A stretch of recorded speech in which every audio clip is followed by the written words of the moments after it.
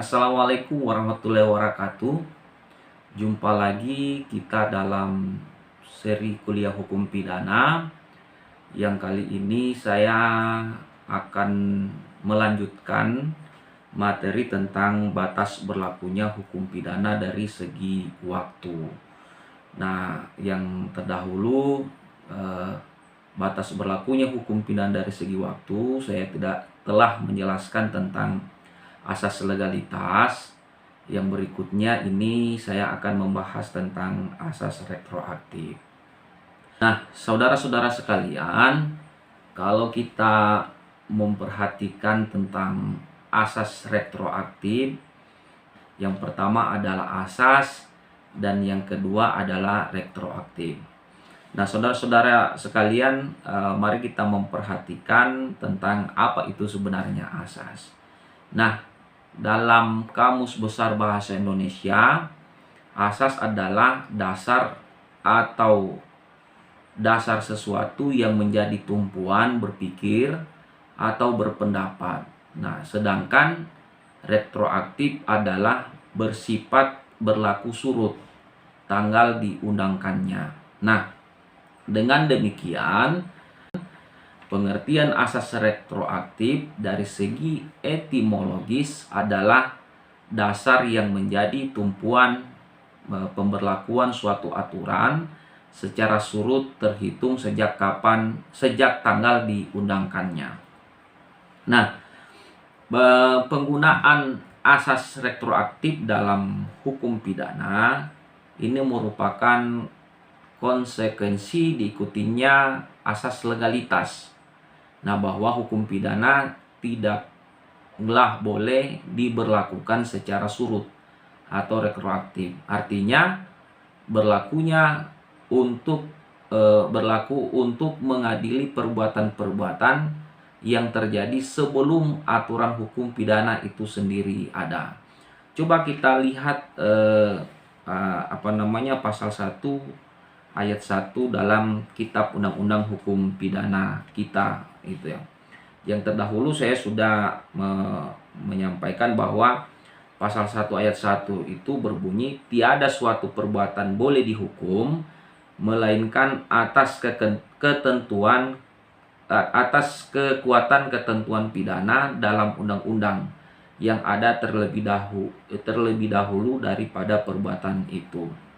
Nah, artinya apa? Bahwa pemberlakuan hukum pidana itu dapat dilakukan apabila ada undang-undangnya terlebih dahulu. Jadi dia berlaku ke depan. Nah, asas retroaktif ini undang-undang itu tidak boleh berlaku surut.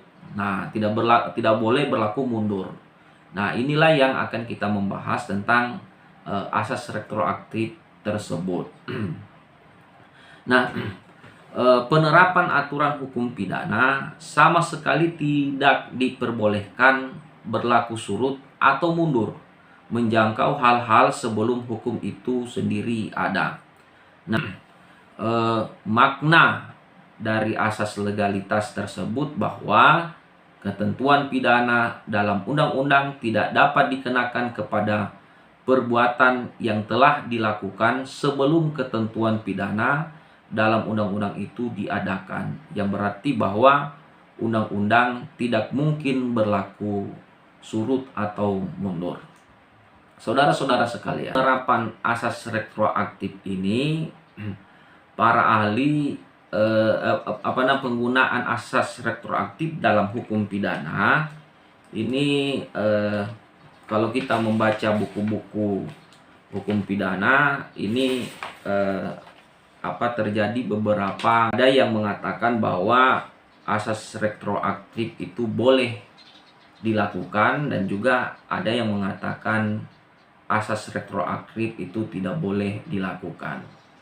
Nah, pertanyaannya sekarang adalah apa alasan kenapa asas retroaktif itu tidak boleh dilakukan? Dan pertanyaan yang kedua, dalam hal apa saja asas retroaktif itu boleh dilakukan. Nah, mari kita melihat beberapa ahli menolak penerapan asas retroaktif. contohnya adalah Andi Hamzah. Misalnya dia berpandangan bahwa dari tinjauan historis, penerapan asas retroaktif hanyalah merupakan pengakuan terhadap eksistensi dari asas lex talionis atau pembalasan. Nah, menurutnya Andi Hamzah, kalau penerapan asas retroaktif ini diterapkan, maka bisa-bisa hal ini bisa digunakan sebagai alasan untuk melakukan pembalasan. Maksud, mengapa Andi Hamzah mengatakan bahwa asas legalitas ini merupakan eksistensi dari lex talionis atau pembalasan? Dia memberikan contoh misalnya begini. Nah, pernah suatu saat pada saat Sekutu datang ke Indonesia, ini kejadiannya di Makassar, ada seorang yang bernama Naomi yang diberikan hukuman mati gitu ya oleh peradilan militer. Nah, Naomi adalah seorang bintara laut Jepang yang bertanggung jawab sebagai kepala dapur kem tawanan Sekutu di Makassar. Nah, sedangkan komandan garnisun yang secara militer bertanggung jawab pidana secara individualistik telah melakukan harakiri, sehingga secara hierarkis Naomi dijatuhkan pidana tersebut. Kenapa seperti ini? Bahwa di dalam putusan peradilan militer pada saat itu, di putusannya itu dia menyatakan karena kekuatan angkatan perang Sekutu akan mengejarnya sampai ke ujung langit, untuk pada akhirnya akan diserahkan kepada instansi penuntut karena hukum akan ditegakkan. Nah, kalau kita melihat contoh ini, sebenarnya Naomi itu tidak bertanggung jawab terhadap hal tersebut. Yang harus bertanggung jawab adalah komandan garnisunnya. Tetapi karena komandan garnisunnya secara individu dia melakukan harakiri, maka yang dia juga pada saat itu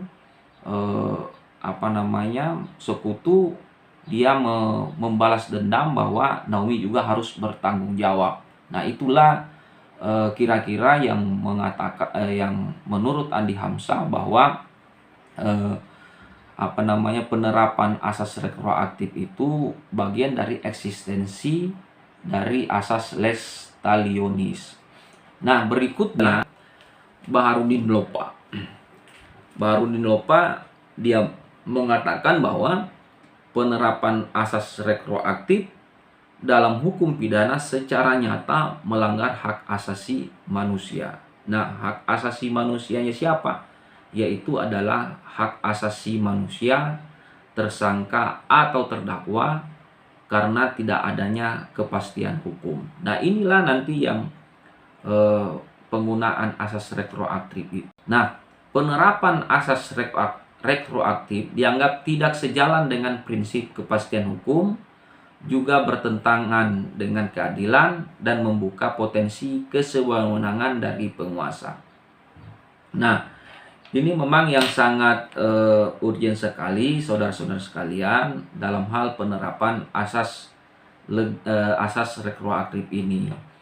Yang pertama, ada yang mengatakan bahwa kalau kita menerapkan asas retroaktif ini, maka akan prinsip daripada kepastian hukum itu akan hilang. Tetapi juga ada yang mengatakan bahwa kasus-kasus, misalnya kasus-kasus yang terdahulu, misalnya menyangkut masalah HAM terdahulu, kalau tidak dilakukan tidak dihukum atau tidak diadili orang-orang yang melakukan kejahatan-kejahatan pelanggaran HAM, maka itu juga prinsip keadilannya juga tidak ada. Nah, inilah sehingga ada beberapa hal yang mungkin kita bisa melihat dari penyimpangan asas retroaktif ini. Saudara-saudara sekalian, bahwa penerapan hukum pidana kita ini tidak saja melihat hukum itu secara nasional. Tetapi juga walaupun mungkin sebenarnya basisnya kita memang harus menerapkan hukum yang prinsip Pancasila gitu ya. Makanya rancangan undang-undang KUHP kita ini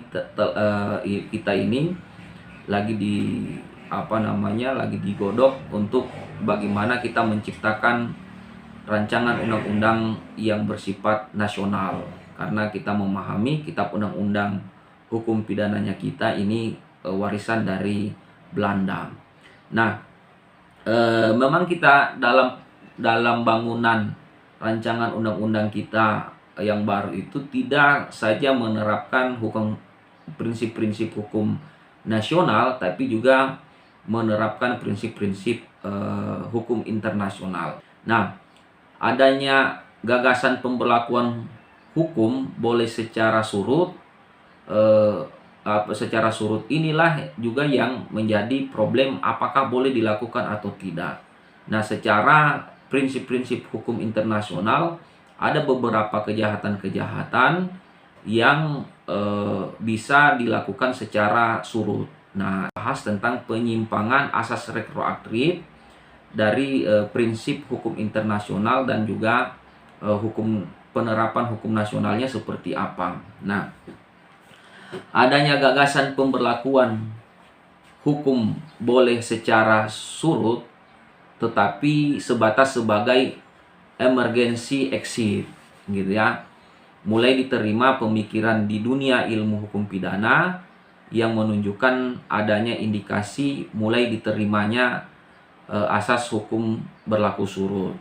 Nah, dalam praktek peradilan terhadap kasus-kasus pidana yang memiliki kategori serius, misalnya ketentuan pasal 1 dalam statuta mahkamah ad hoc yang dibentuk untuk menangani kasus-kasus kejahatan perang Balkan di negara-negara bekas Yugoslavia yang disahkan tahun 1993, kasus-kasus perang Balkan yang terjadi sejak tahun 1991, juga dibentuknya peradilan ad hoc untuk menangani kasus-kasus kejahatan kelompok Khmer Merah Kamboja yang baru disahkan pada tahun 1999, pembantaian yang dilakukan Khmer Merah yang terjadi sejak 17 April 1975 sampai 6 Januari 1979.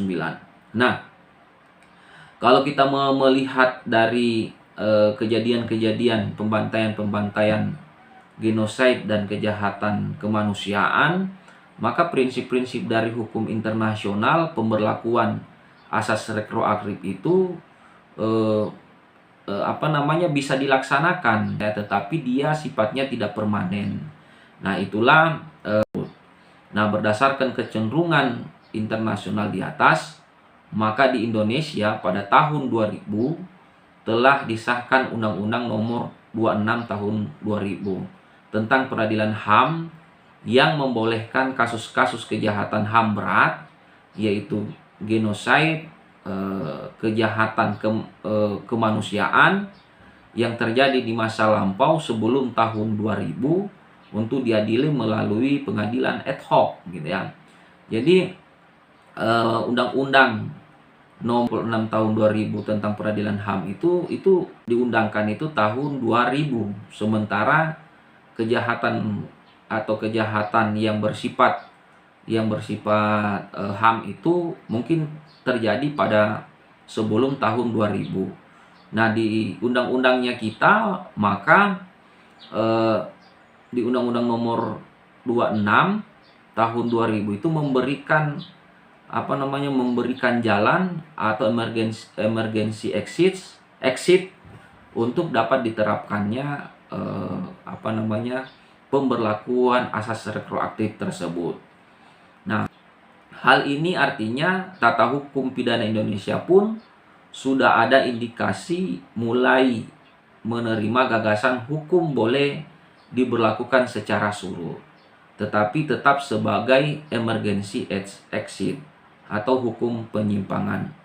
Oleh karenanya, praktek dari penerapan asas ini pun harus diawasi secara ketat oleh rakyat, yaitu melalui keharusan adanya persetujuan dari DPR apabila pemerintah ingin menggelar peradilan ad hoc untuk suatu kasus kejahatan HAM berat di masa lampau. Nah, saudara-saudara sekalian, pemberlakuan hukum pidana retroaktif merupakan asas yang mendasar dalam hukum pidana. Namun dalam perkembangannya, hukum pidana menunjukkan adanya pengikisan eksistensinya yang didasarkan pada hukum pidana internasional, serta kebiasaan yang diakui masyarakat internasional, khususnya terhadap kejahatan yang dikategorikan pelanggaran HAM yang berat. Nah, saudara-saudara sekalian, bahwa memang kita mengakui secara hukum nasional kita penerapan asas retroaktif itu merupakan sesuatu yang tidak boleh dilakukan. Tetapi di dalam perkembangan kekinian, khususnya perkembangan hukum internasional, maka bangsa Indonesia juga harus menggunakan prinsip-prinsip hukum internasional tersebut. Karena kalau tidak kita lakukan juga, maka kita akan diberikan atau dikucilkan oleh pergaulan internasional. Tetapi penggunaan asas retroaktif ini merupakan emergency exit, gitu ya, emergency exit dalam penggunaan asas retroaktif ini. Nah, saudara sekalian, pemberlakuan asas retroaktif dapat diberlakukan dengan perkecualian telah memenuhi 4 syarat kumulatif. Yang pertama, kejahatan berupa pelanggaran HAM berat atau kejahatan yang tingkat kekejaman dan destruksinya setara dengannya. Maksudnya setara dengan kejahatan-kejahatan yang berat tersebut. Kedua, peradilannya bersifat internasional, bukan peradilan nasional. Nah, yang ketiga, peradilannya bersifat ad hoc, bukan peradilan permanen. Jadi penggunaan asas retroaktif ini itu penggunaannya adalah peradilannya sementara, gitu ya. Jadi dia tidak boleh berlaku peradilan yang permanen, gitu ya. Nah, kalau dia berlaku peradilan permanen, maka yang tadi saya telah sampaikan, maka eksistensi dari kepastian hukum dan keadilan itu akan diragukan dan juga akan menimbulkan kesewenang-wenangan penguasa untuk menggunakan asas ini. Yang keempat, keadaan hukum nasional negara bersangkutan tidak dapat dijalankan karena sarana, aparat, atau ketentuan hukumnya tidak sanggup menjangkau kejahatan pelanggaran HAM berat atau kejahatan yang tingkat kekejaman dan destruksinya setara dengannya. Nah, itulah yang dalam penerapan asas retroaktif ini. Jadi saudara sekalian, bahwa penerapan asas retroaktif ini merupakan persoalan yang sangat fundamental, bahwa tidak dapat dilaksanakan dalam penggunaan hukum nasional. Tetapi penyimpangan hukum penggunaan asas retroaktif itu dapat dilaksanakan terhadap ketentuan-ketentuan hukum yang berlaku secara internasional. Nah, ini merupakan bisa terjadi apabila penyimpangan asas retroaktif ini dapat dilakukan terhadap kejahatan-kejahatan HAM berat, khususnya kejahatan yang bersifat genosid atau pembunuhan massal dan juga kejahatan kemanusiaan. Maka itu dia bisa berlaku surut penggunaannya. Dan ini di dalam hukum nasional kita juga dapat kita melihat di dalam Undang-Undang Nomor 26 Tahun 2000 tentang Peradilan HAM. Tetapi kalau kejahatan-kejahatan yang sifatnya konvensional, maka penggunaan asas retroaktif itu tidak dapat dilaksanakan. Mungkin demikian penjelasan saya tentang asas retroaktif ini sebagai perkuliahan kita di dalam hukum pidana yang membahas tentang batas berlakunya hukum pidana dari segi waktu, yakni adalah asas retroaktif. Demikian dari saya. Sekian dan terima kasih.